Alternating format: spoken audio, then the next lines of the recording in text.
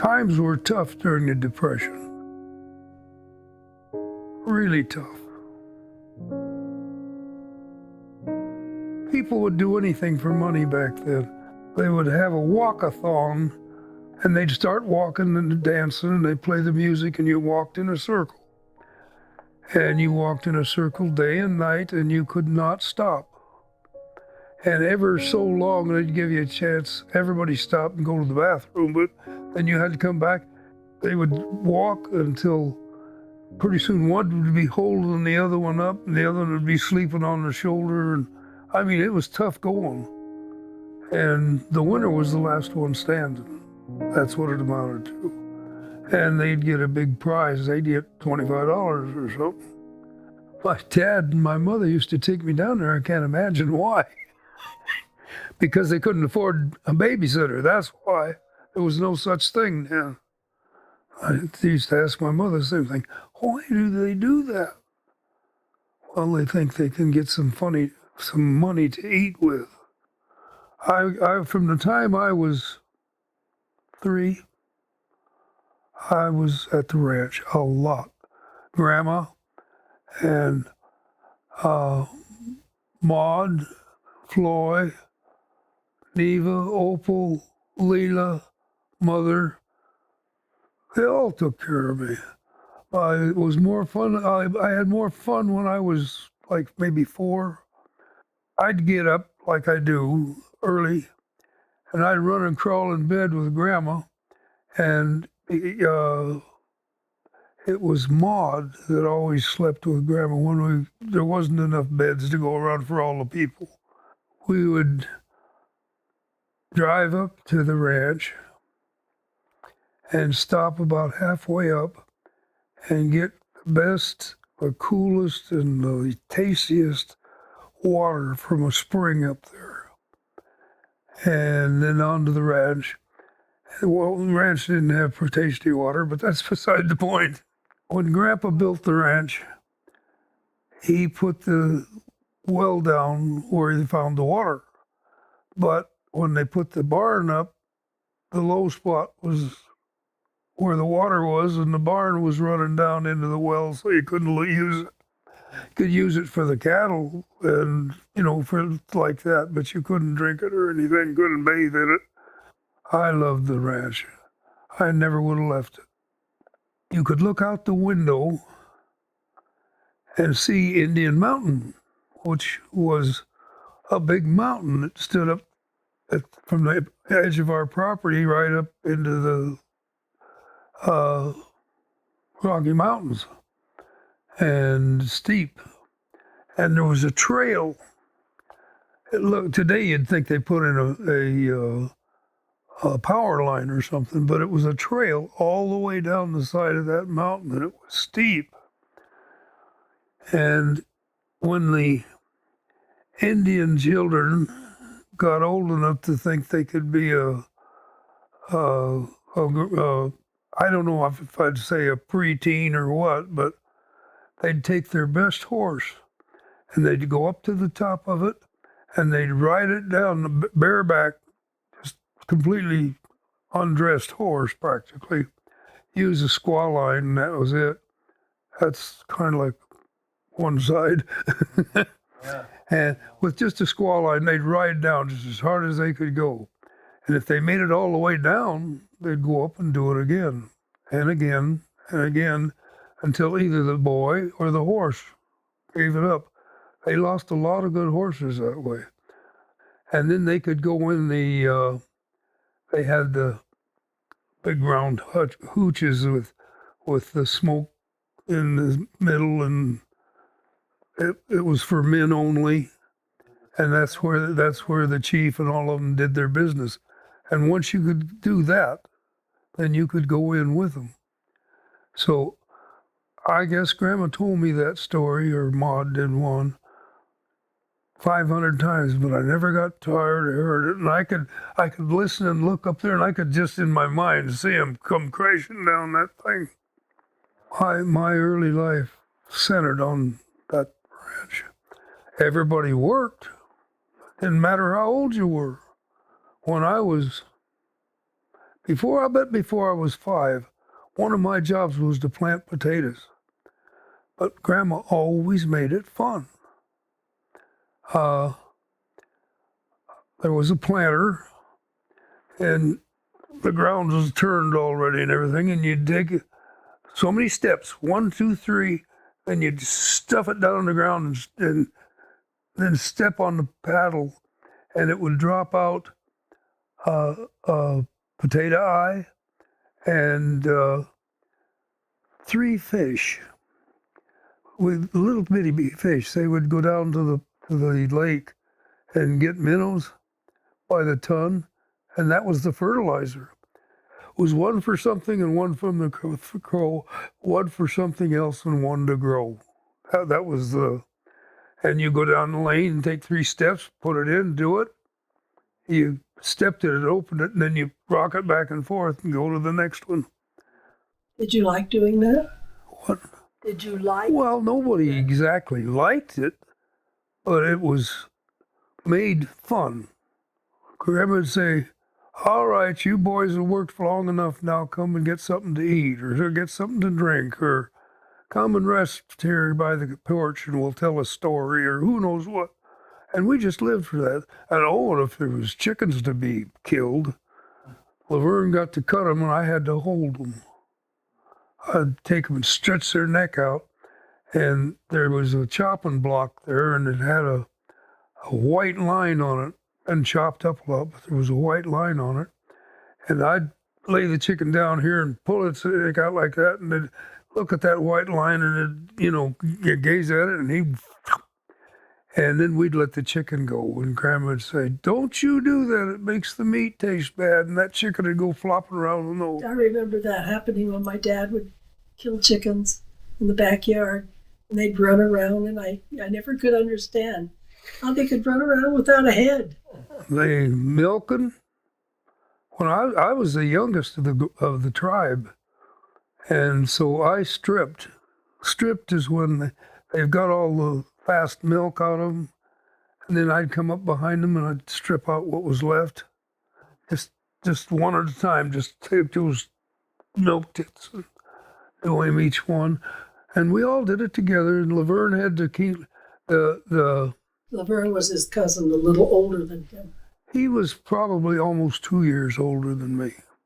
He never got over being country. He talked country. He was tough as a boot. We went into my Aunt Opal's, and she lived down on First Street, which means nothing except it's just a block and a half or so from the ballpark. And up on the side hill, the Stickermyer kids lived. They were a family. All of them were just, well, they used to go down and on purpose break out the lights on. They didn't amount to much. The street light was just a cone with a light in it, and they'd get a slingshot or something and break the light so the police would come and take them to jail. Then they got hot food for breakfast. You know, it was tough times. We weren't allowed to do much with the Stickermyer kids. When I started school, my mother wouldn't let me go to the school. It was only about a block away, because that's where the Stickermyers and all that class were. She wanted me to grow up to be somebody. I hope I didn't disappoint her. You didn't disappoint her. No, she loved me. But she would have anyway. If it got hungry in town, we'd all bunch it up and go up to the ranch and kill some venison or do whatever's necessary to get the grub going. Everybody'd live up there until they got their feet back on the ground. Before I ever started school, a long time before I ever started school, my stepdad, he wasn't married to my mother then, but he and my Uncle Cliff and my Uncle Andy, they'd all walk about 2 to 3 miles over to the mill every morning, the sawmill, and get in line to see if they could get work. They'd only take as many in the line as they could have jobs for. So they'd get up about 3 in the morning and walk over there, work all day, and then walk back. So none of them were in terrible shape. I lived where the food was. And I was living with Opal, and Cliff would come home, and the first thing he would do, he would take bromo seltzer. It's like Alka-Seltzer, except it's frothy. And Opal would see him coming, and she'd get out 2 glasses and a pill of bromo seltzer. Squish, squish, squish, squish. By the time he'd get in, there'd be a big glass of foam. And he'd walk in the house, take off his jacket, grab the glass, drink down the glass, kick off his shoes, go out on the back porch is what we called it. It was a screened-in porch on their house. And he had like an old army cot out there. And he'd crash on that thing and go sound asleep for about 2 hours. He did the green chain at the sawmill. It's the hardest work there is there, physical work. So he would be wore out by the time he walked over there, walked back and did that day's work. But after about 2 hours, he'd get up, and the rest of the night, they'd come over they'd take turns at whose house they were going to be at. And they'd all play peanuckle. And they'd get loud and slam the cards on the table and have more fun than people could. I never liked to play peanuckle my whole life because I thought they were really mad. Sometimes Andy was. He was different. But anyway, they would just have the best time. And I remember when I was a little older, maybe 5, I hadn't started school yet, they all pooled their money and got enough to go buy some ice cream to go with the party. And Dan, my stepdad, grabbed the money, or they gave it to him, or I don't know what, because I was too little. But he ran down the alley. Well, his shoes were so old and wore out that the soles flapped on them, and somehow he caught one of those soles on a rock or something, and in the dark fell headlong with this change. The change was probably a quarter or 50 cents or who knows what, all in pennies and dimes, nickels. He broke his toe. They wouldn't even consider fixing his toe till they got lights out there, candles, I don't know what they used, and picked up every one of them. And every coin. I don't know if they bought ice cream or not. I was too little to remember the details. I was thinking back to when Wheel of Fortune was done with like a gambling wheel, and they had the $64 question, and that's where the saying came from. Oh, that's a $64 question. And my mother was sitting in the balcony. I don't recall why. She and my stepfather, he probably, because he was a fireman, he used to set in on groups and as a safety tech kind of. And anyway, she was sitting in the balcony, and they always had these little gremlins going all around, We have a lady in the balcony, doctor, and then he would come on.